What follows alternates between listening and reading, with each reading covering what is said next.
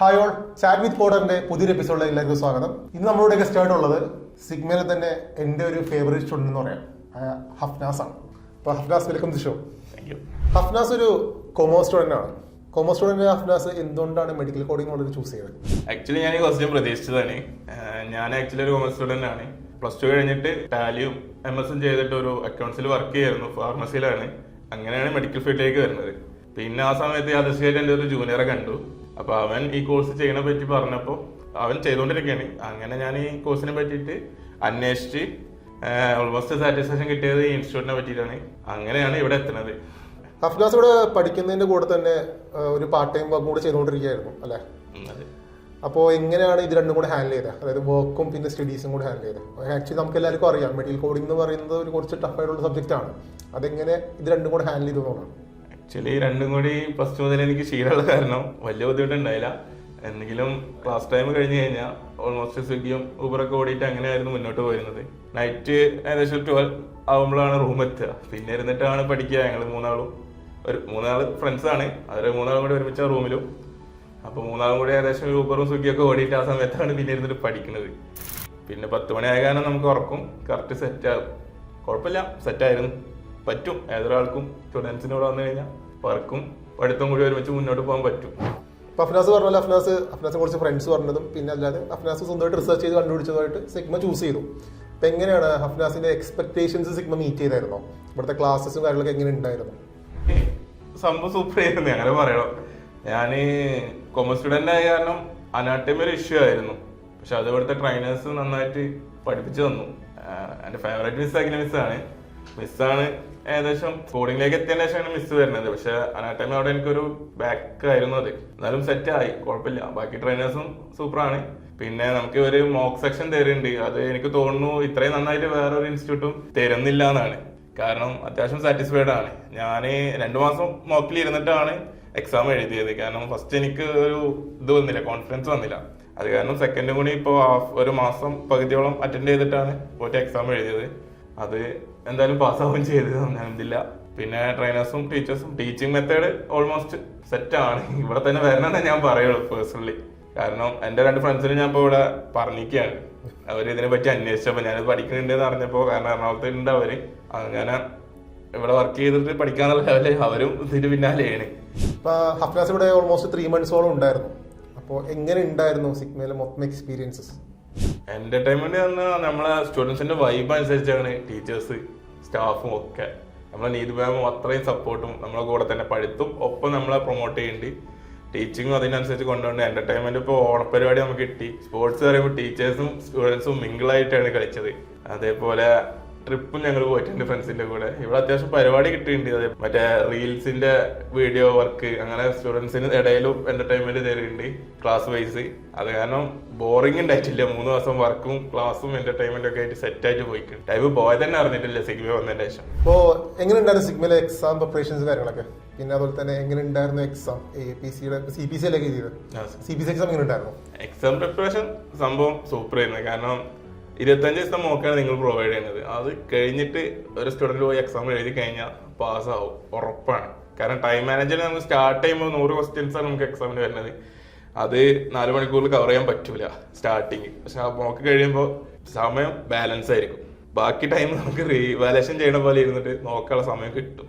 അത്രയും സൂപ്പറാണ്. അതേപോലെ ടീച്ചേഴ്സ് നമുക്ക് ഇത് കഴിഞ്ഞിട്ട് മോക്ക് കഴിഞ്ഞിട്ടുള്ള അതിന്റെ എക്സാം പ്രിപ്പറേഷൻ ക്ലാസ്സും, അത് കഴിഞ്ഞിട്ട് നമുക്ക് റിവിഷൻ പോലെ ഒരു ക്ലാസ് സെക്ഷനും തരുന്നുണ്ട്.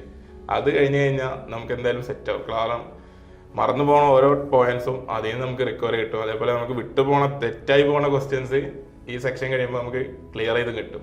പിന്നെ കഴിഞ്ഞു പോയ എക്സാംസിന്റെ അതേ ക്വസ്റ്റ്യൻസിൽ നിന്നാണ് നമുക്ക് ഇതിൽ നിന്ന് മോക്ക് ടെസ്റ്റിൽ ആഡ് ചെയ്തിട്ടുള്ളത്.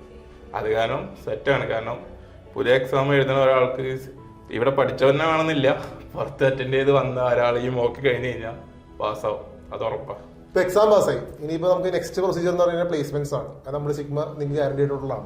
അപ്പോൾ ഇനി പ്ലേസ്മെന്റ്സിലേക്ക് വരുമ്പോൾ എങ്ങനെ ഉണ്ടായിരുന്നു? ഇപ്പൊ എക്സാം കഴിഞ്ഞ ഉടനെ നമ്മുടെ പ്ലേസ്മെന്റ് ടീം കോൺടാക്ട് ചെയ്തിരുന്നോ? അവർ ഇതിന് വേക്കൻസീസ് കാര്യങ്ങളൊക്കെ പറഞ്ഞിട്ടുണ്ടായിരുന്നു. സംഭവം ഇന്നലെയാണ് എക്സാം കഴിഞ്ഞിറങ്ങിയത്. ഇന്ന് രാവിലെ പുലർച്ചെ റിസൾട്ട് വന്ന്. നീതു മാം നമ്മളെ ഓണർ സിഗ്മയുടെ. ഇന്ന് രാവിലെ ഞാൻ റിസൾട്ട് പറഞ്ഞു. മാം അപ്പം തന്നെ കോൺടാക്ട് ചെയ്ത് ജോബ് സെക്ഷനിലേക്ക് എന്നെ കണക്ട് ചെയ്തു. ഇപ്പോൾ കുറച്ച് വേക്കൻസീസ് പറഞ്ഞ് സെറ്റായിട്ട് അതിന്റെ സംസാരം കഴിഞ്ഞിട്ട് ഞാൻ തന്നെ വന്നിട്ടുള്ളൂ. സംഭവം പെട്ടെന്നാണ്. എക്സാം CPC കഴിഞ്ഞ് നമ്മൾ റിസൾട്ട് അറിയേണ്ട ടൈം സിഗ്മ തരുന്നുള്ളൂ. നമുക്ക് മുന്നിലോട്ടുള്ള അടുത്ത വേക്കൻസീസ് ജോബ് അപ്പൊ തന്നെ അവർ പ്രൊവൈഡ് ചെയ്യുന്നുണ്ട്. ജോബ് സെക്ഷനിൽ വർക്ക് ചെയ്യണ എല്ലാവരും അതിന്റെ പിന്നാലെ നന്നായിട്ട് ഹാർഡ് വർക്ക് ചെയ്യേണ്ടി. കാരണം നമ്മൾ ഓൾമോസ്റ്റ് എൻ്റെ ബാച്ചിൽ ഒരുപാട് ലൈഫ് സയൻസ് സ്റ്റുഡൻസ് ഉണ്ടായിരുന്നു. ഞങ്ങൾ ആ ബാച്ച് പകുതി ആയപ്പോൾ തന്നെ ഓൾമോസ്റ്റ് കുറേ വേക്കൻസീസിൽ പലരും അപ്ലൈ ചെയ്തു, പലർക്കും കിട്ടി. ചിലരത് CPC കഴിയാൻ വേണ്ടി വെയിറ്റ് ചെയ്ത് നിൽക്കുകയാണ് ജോയിൻ ചെയ്യുന്നത്. അത്രയും ജോബ് സെക്ഷനിലുള്ളവർ സാറ്റിസ്ഫൈ ചെയ്യുന്നുണ്ട് സ്റ്റുഡൻസിനെ. പ്ലേസ്മെന്റ് 100% പറയുന്നത് സംഭവം സത്യമാണ്. കാരണം ഞാനിപ്പോൾ അനുഭവിച്ചിട്ട് ഇരിക്കുകയാണ് ഇവിടെ. ടീച്ചിങ് സംഭവം എന്താ വെച്ചാൽ നമ്മൾ പഠിപ്പിക്കുന്ന ടീച്ചേഴ്സ് അല്ലാതെ തന്നെ നമുക്ക് ഓൾമോസ്റ്റ് നമ്മൾ പഠിക്കുമ്പോൾ തന്നെ വേറെ ബാച്ചേഴ്സ് ഉണ്ട് ഇവിടെ. നമ്മൾ ബാച്ച് മാത്രമല്ല, അതിലുള്ള ടീച്ചേഴ്സും ഒരേപോലെ നമുക്ക് കമ്പനി വേണി ഡൗട്ട്സ് ഉണ്ടെങ്കിൽ ക്ലിയർ ചെയ്ത് തരും ചെയ്യും. ഇപ്പോൾ സബ്സ്റ്റിറ്റ്യൂട്ട് ആയിട്ട് ചില ദിവസം നമ്മുടെ ടീച്ചർ വന്നിട്ടില്ല, ആ ടീച്ചറാവും വരിക മറ്റു ബാച്ചിൻ്റെ. പക്ഷെ അവരെ നമുക്ക് നന്നായിട്ട് ക്ലിയർ ചെയ്തിട്ടുണ്ട്. നമ്മൾ അലക്സ് സാർ, അതേപോലെ ഞങ്ങൾക്ക് വേറെ പഠിപ്പിക്കാൻ വന്നത് ഗായത്രി മിസ്, ഗോപിക മിസ്, അങ്ങനെ ഒരുപാട് മിസ്സേഴ്സ്. അഖില മിസ്സിന് പുറമെ തന്നെ ഒരുപാട് മിസ്സേഴ്സ് നമുക്ക് വരെയുണ്ട്. അതേപോലെ അനാട്ടമിക്ക് ഒരു ടീച്ചറാണെങ്കിൽ ICTക്ക് വേറെയാണ്, CPTക്ക് വേറെയാണ്. ഓരോന്നിലും ഓരോ ടീച്ചേഴ്സ് അത്രയും ട്രെയിനിങ് ആണ്. അവരത് നമുക്ക് നന്നായിട്ട് എത്തിച്ചേരുന്നുണ്ട് സ്റ്റുഡൻസിലേക്ക്. പിന്നെ ഡൗട്ട്സ് അലക്സ് സാറും അതേപോലെ നീതുമി ഓണർ നമ്മളെ നന്നായിട്ട് പിന്നീന്ന് മുന്നോട്ട് എത്തിച്ചേരുന്നുണ്ട്. അതേപോലെ നമുക്ക് വേണ്ട ഹെൽപ്പ് ചെയ്യുന്നുണ്ട്, ടീച്ചേഴ്സിനെല്ലാം കണക്ട് ചെയ്ത് തരുന്നുണ്ട്.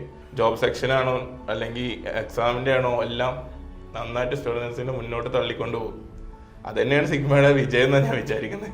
പിന്നെ ഇവിടുത്തെ സ്റ്റാഫുകൾ, നമ്മളെ ക്ലാസ്സിൻ്റെ കാര്യം പറഞ്ഞപ്പോൾ നമുക്ക് മറ്റ് ഇൻസ്റ്റിറ്റ്യൂട്ട്സ് പ്രൊവൈഡ് ചെയ്യുന്നില്ല എന്ന് തോന്നുന്നു, അറിയില്ല. ഇവിടെ കമ്മ്യൂണിക്കേഷൻ ഒരു ക്ലാസ് സെക്ഷൻ നമുക്ക് ആഫ്റ്റർനൂൺ തരുന്നുണ്ട്.